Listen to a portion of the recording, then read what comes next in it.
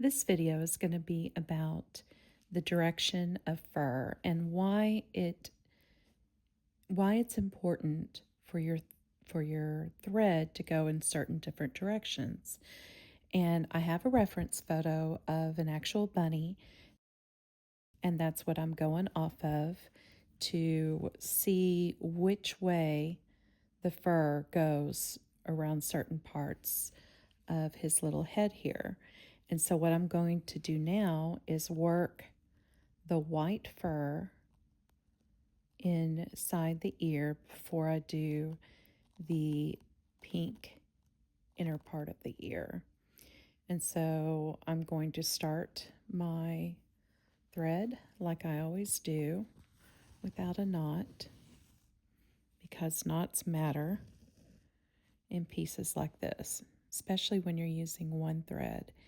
And I am just using one thread, so let's anchor this down. And I'm going to anchor this using the same method as far as the direction of how I want it to go, how I want the fur to go. So this is the white part of the bunny's ear. And part of the realism is shading and the actual direction. So let's get this anchored down just a little bit more here. And then we can cut off the tail end of the thread. Okay, that's not going to go anywhere. So and I'll explain this, if we took this rabbit and, like most beginners, you go in one direction only. So say we did all the fur going this direction. Well, then it wouldn't look like fur. It would look just like, you could do a satin stitch. There's nothing wrong with that. But it would still look very, very flat. This helps bring realism into your piece by going in the direction that fur naturally grows. And see, it looks like it's layered, but it's not. It's just changing your direction. So here, I'm going to cover that little bitty thread that I had down, and it'll lay down as more threads cover. But as you can see in the reference photo, the brown goes this way and then it goes this way, but the white seems to go in the same direction.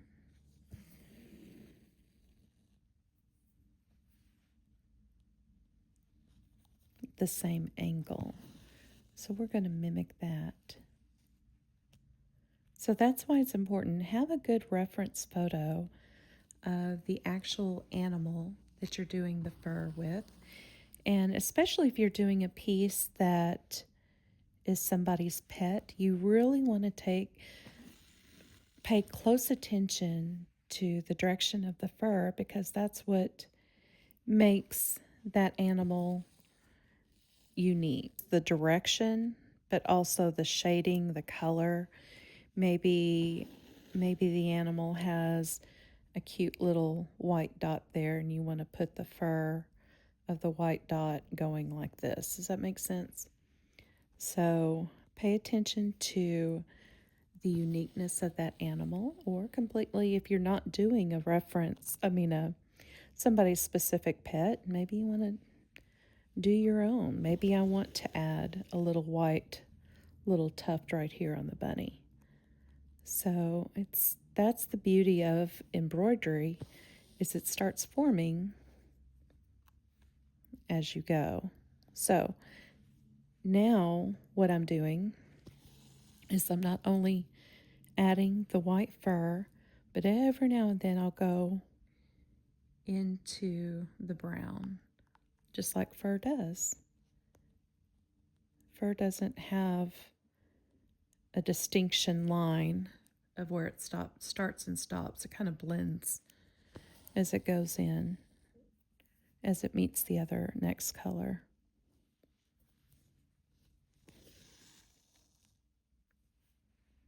And just as you sew, you're constantly paying attention to the direction.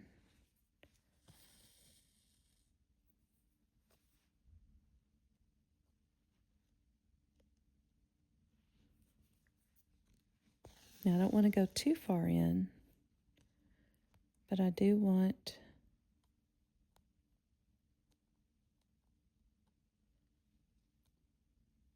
I don't want a whole bunch of short strokes either. I want it to be long and short stitch. Otherwise, it'll look manufactured, I guess. I don't know what words I'm trying to use here. It won't look as real.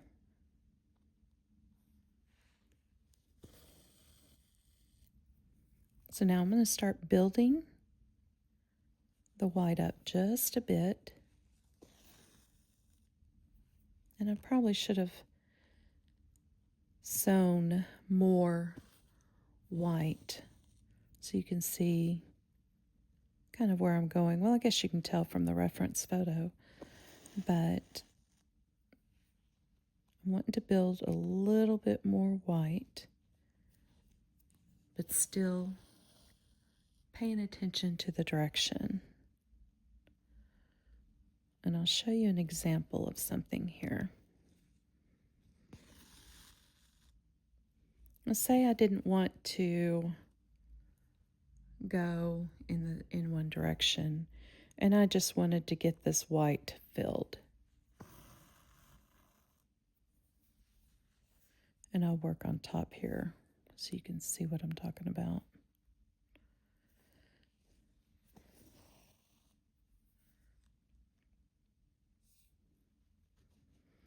Let's say I just want to go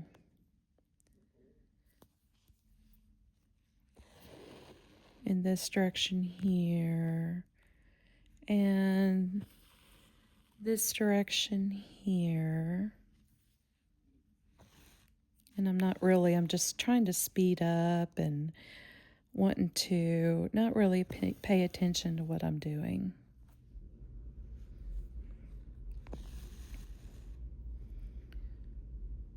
See how off that looks?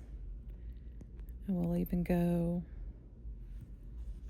back this direction, and we'll go straight down. See, if you're just putting little stitches in any kind of way that you want, it's not going to look as neat, and it's not going to look like fur. That to me looks like little stitches. It doesn't look like fur. So let's correct this and go back over, and you'll see. So kind of memorize what this area looks like now, and you'll see the magic happen as we start going in the direction that we should.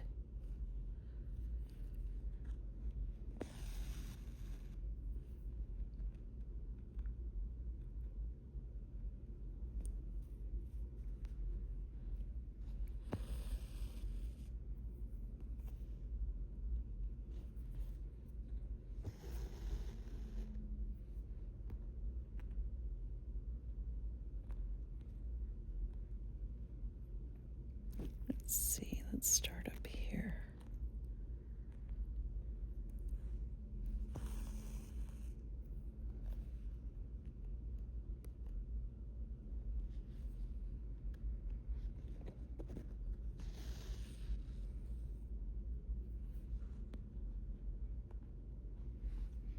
And I'm still fixing that little section.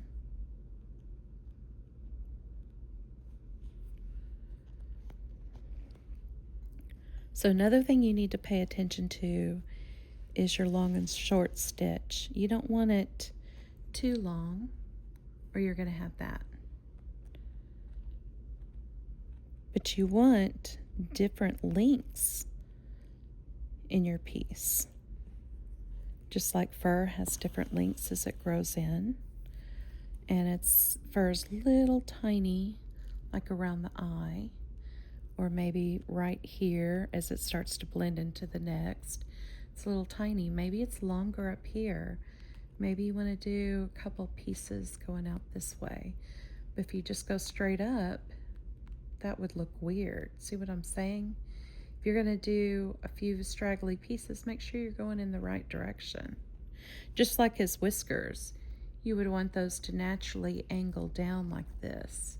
You wouldn't want them going out like this. That would look like a cartoon. Okay, you want them to angle down.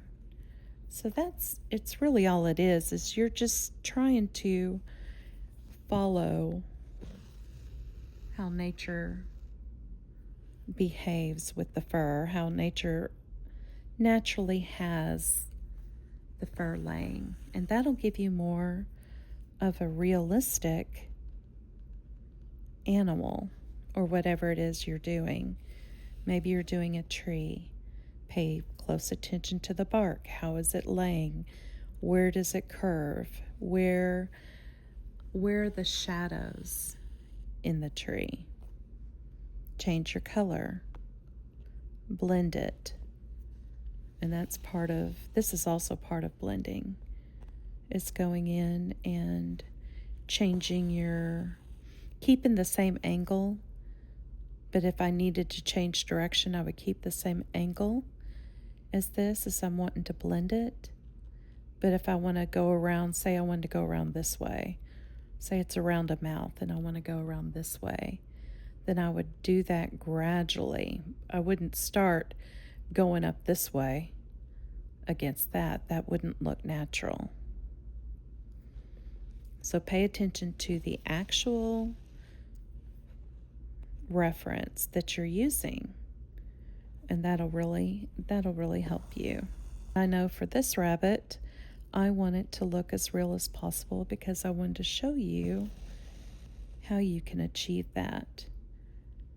And it's basic thread painting is what it is, that they call that thread painting. And I'm using one strand to achieve that.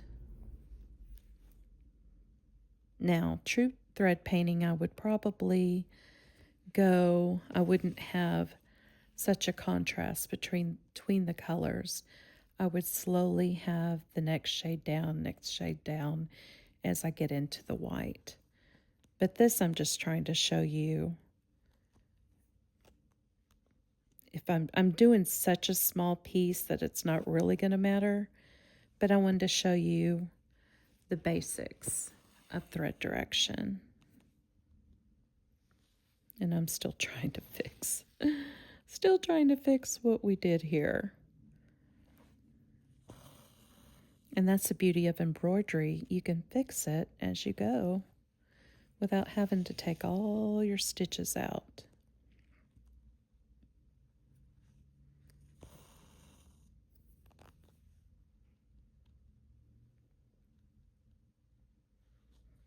So it's super tiny. That's why I've got this so up close. Hopefully you can still see.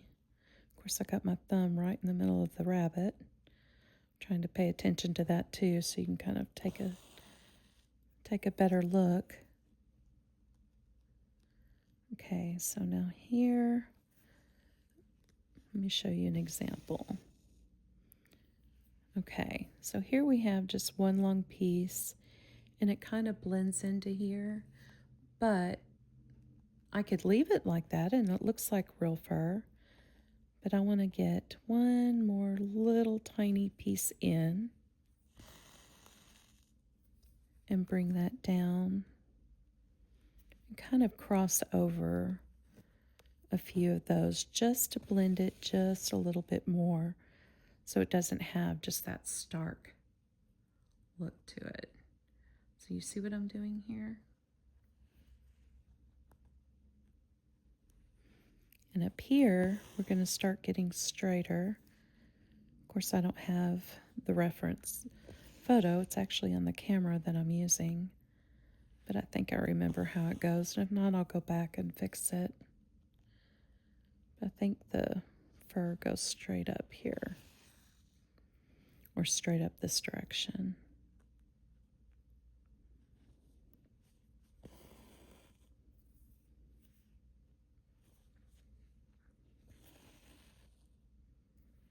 Okay, so now it's starting to look like an outline. And we don't want that, so I'm going to split this thread. And still pay attention to going in this direction.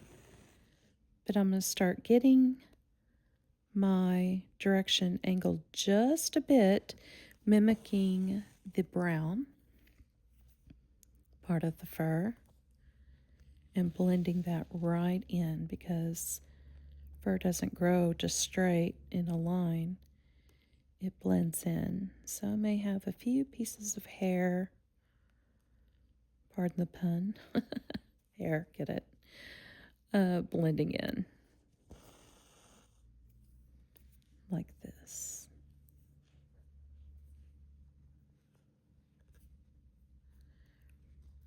And this is this is true slow stitching, okay? This isn't going to be done in a day. Not unless you're a very, very fast embroiderer and have nothing else to do. But I've got tons of stuff to do today. But this is, I've been wanting to show you this for a while. So this is what I'm doing. Kind of a half rabbit here, but I did a lot of this off camera. So you could see kind of my intention here of what I'm wanting to show you. And you can get a good start. Bunnies remind me of spring. And so we'll have a little piece for my thread basket. And we can add this to the rest of the scraps that I have in my basket and maybe add it to my little either quilt I'm going to make with these or wall hanging. I still haven't decided, but once I get them all together, I'll know. So if you're not following me, be sure to click on the follow button and see where this journey takes us. I'm always showing different tips and tricks and all sorts of ways to embroidery or cross stitch or quilt. This is my stitching channel. I do have a journal channel as well. It's called Lambert Cottage Journaling because I love to journal. And I was mixing the two on this channel, but my people who love slow stitching, not all of them like journaling. And so when I'd make a video, they would hope for stitching and get journaling instead, or vice versa. So I decided to split my channels up. The journaling channel is brand new, well, 2 months old, and it's doing really well over there because some of my followers here followed me for journaling. So, and then there's a handful that like both, like I do. So they follow me here and on the other channel. Okay, so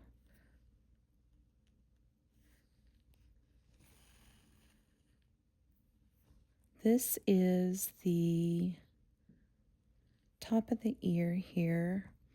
And the top of the ear is not shown in the reference photo, but when I've seen rabbit's ears, I've seen a lot of them, especially if it's turned just a little bit, they're not all lined in this brown. It's if you're going with the brown and white bunny.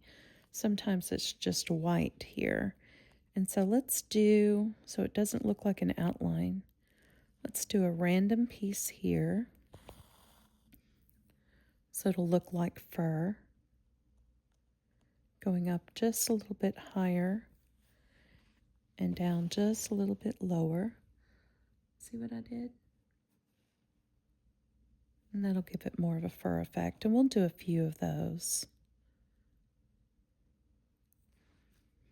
because I'm wanting to give the illusion that this white part of his fur is a little softer, a little thinner, and more like little soft little angel hairs.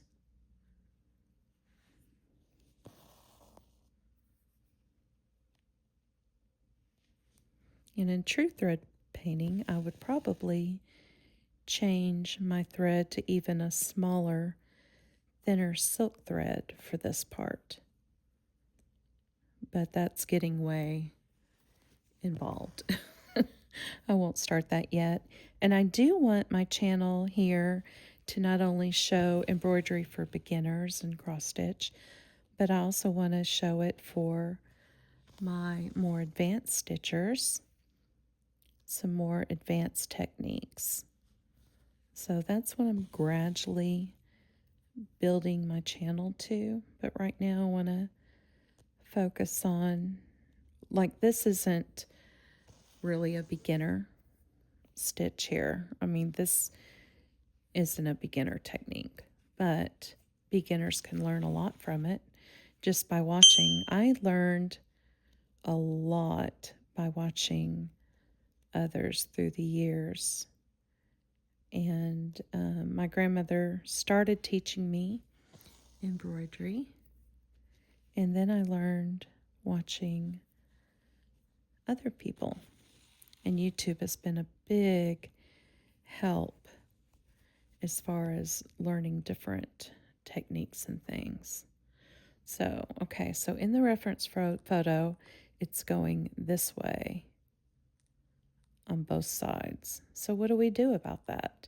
Because we started this way. How do you change direction without it looking awkward? Well, let's see. We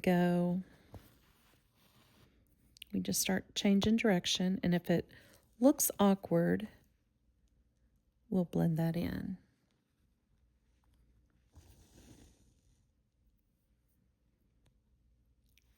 So let's go up into this fur and down.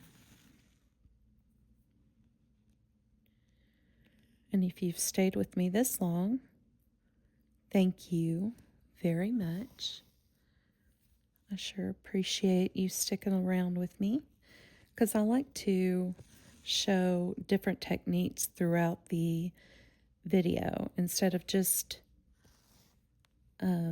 instead of just one technique and then, whoops, sorry about that. Instead of just one technique and you're watching me do the same technique over and over again for 30 minutes. Let's get this. There we go. Instead of you watching the same technique for 30 minutes, you can get more into it, more value, I guess, out of watching me as we stitch along here. Okay, so I'm changing direction, and it may look a little bit different because of the brown still going this way and the white's going this way. But that's when you do a smaller stitch and blend it up into the brown. So we're going to blend it up into this stitch going this way by splitting some of the brown stitches. But again, fur behaves really strange. It'll grow one direction, and then just a teeny tiny little millimeter next to it, it'll start growing a different direction. As long as we don't have a whole bunch of different directions all in one place, like that sample I showed you up here, That's what we don't want. We want to do our embroidery very intentional. We want everything to make sense. There's a certain reason why the fur doesn't go out this way, it goes out this way around the eye. Or if the fur went straight out like this, that would just look strange. It wouldn't make sense. Just like our eyelashes, they don't grow straight up, they grow out at an angle. Same exact principle. But that's why paying attention matters, to paying attention to the direction of your fur matters here. Okay, now we're doing long and short stitch as we near the inner corner of his ear, where his eardrum will eventually be down here.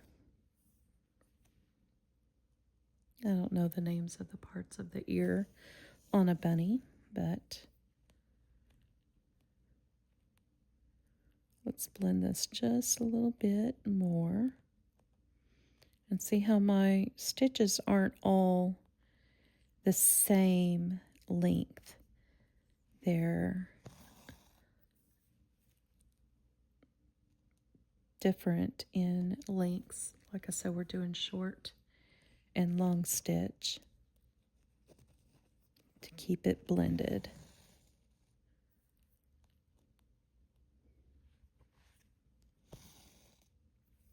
Now for something this small, I would probably just go ahead and fill all that in with white, but I think I'm going to add some blush to it. And what I may do, since I don't have any satin thread on hand, because I want this very smooth like skin, what I'm going to do is take a Q-tip and get some, probably maybe some soft paint or some real blush makeup, and just kind of paint that in there so that will stay smooth and this will stay dimensional. I don't know yet. I may play around with both and see.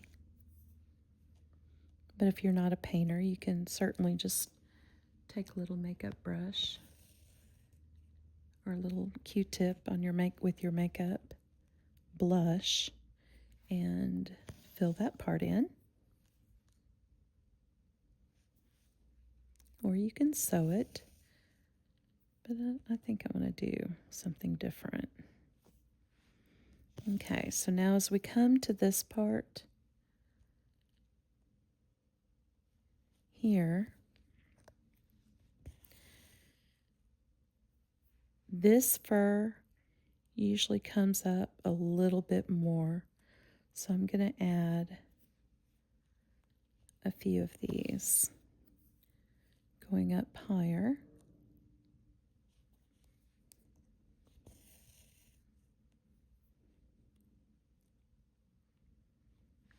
But like I said, just a few. Because if I do it too much, then it won't look like fur. It'll look just like a big random blob of white. Okay, and what I may do is I have to fill this in just a little bit more.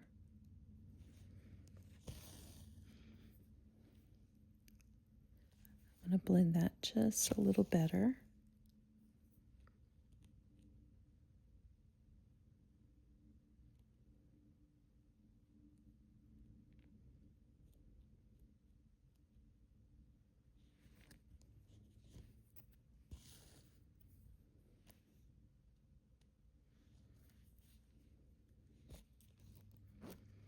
So now you can see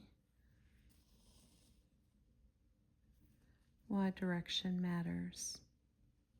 Okay, so let's go up here. Let's work ourselves back up to this little area right here and fix that just a little bit more, and I'll show you how to do that.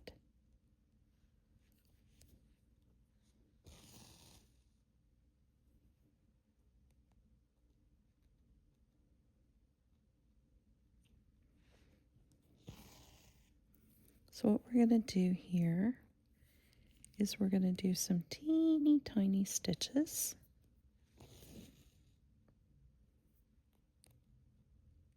Blending that and naturally turning the direction of the fur. And see what I did there? So I did this and then straight. And then let's do one more.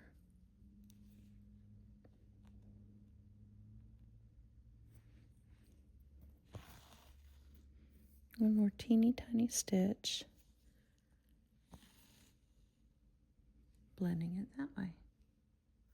So now you have more of a natural turn. Let's just do one little one going up so it looks like fur being blended in.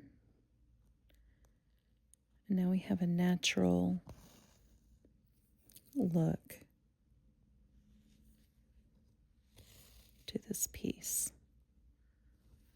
There we go.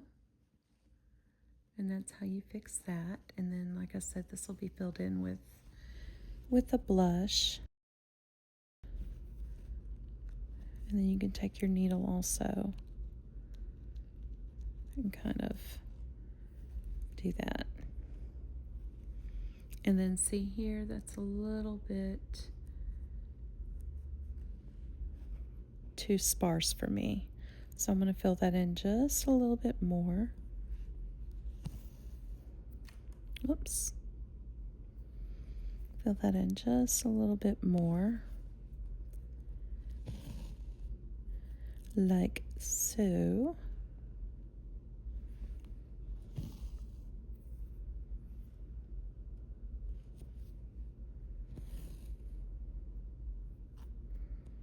Oh, I made that too thick. It looks like 2 threads there, so let's blend that part in.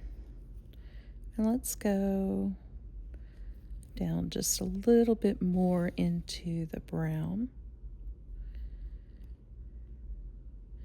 and make that richer. Do I want to do that? Yeah, let's do that.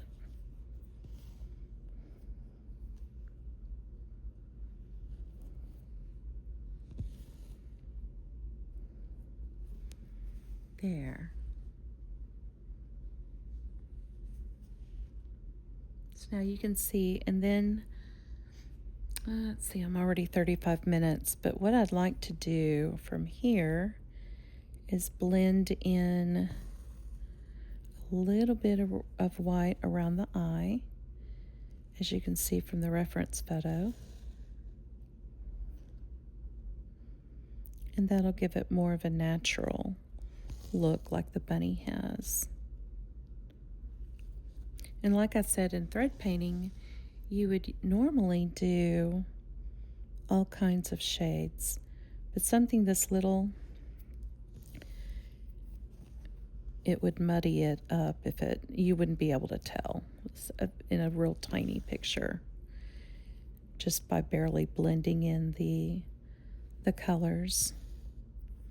But something large, you definitely want to pay attention to that, to the shade and everything. Just get your thread out and see, or take your reference photo to wherever you get your thread and kind of put it up. That's what I do. I put the photo up next to the thread and see which is the closest colors. Okay. So of course now it's kind of hard to see because I don't have his eye black yet.